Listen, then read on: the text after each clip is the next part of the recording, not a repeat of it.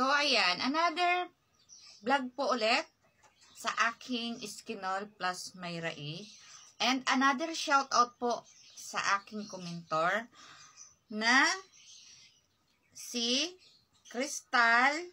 Sorry, wait lang ha. Basahin ko lang.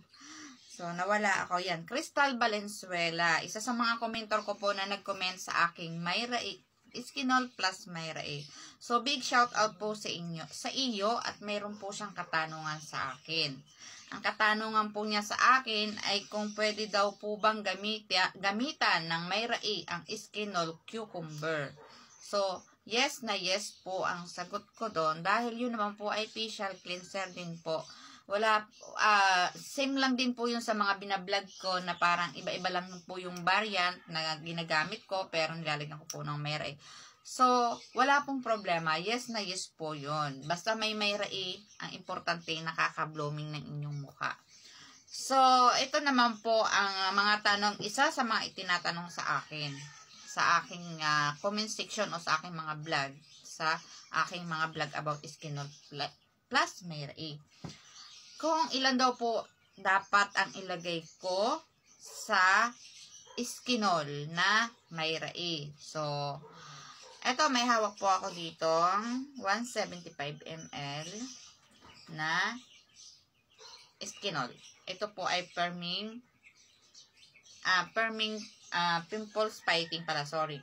So, ito po ay dalawang Iskinol po ang ginagamit ko dyan. Ay, dalawang Myra E, sorry. So, dalawang Myra E po pwede nyong ilagay doon.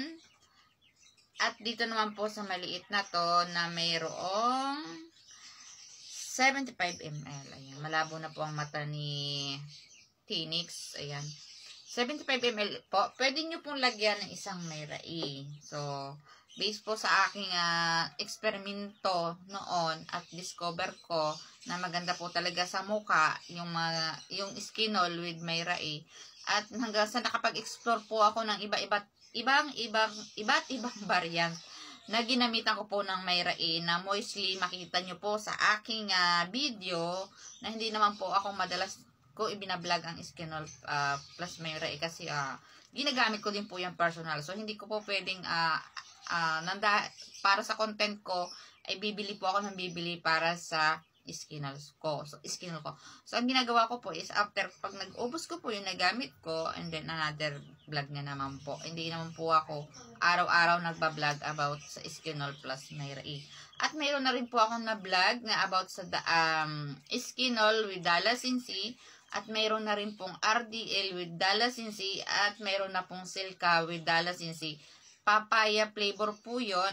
At saka, or variant. At saka, calamansi variant. So, marami na rin po akong na-vlog at nabigyan ng review, update at mga question nyo, mga tanong nyo na nasagot ko na minsan madalas pa rin yung tinatanong sa akin, walang katapusang katanungan, na makikita nyo naman po sa comment section ko yung mga sagot sa mga tanong nyo. So, yung iba mag-scroll na lang po kasi may time po talaga na hindi po ako nakaka-reply agad sa mga katanungan nyo.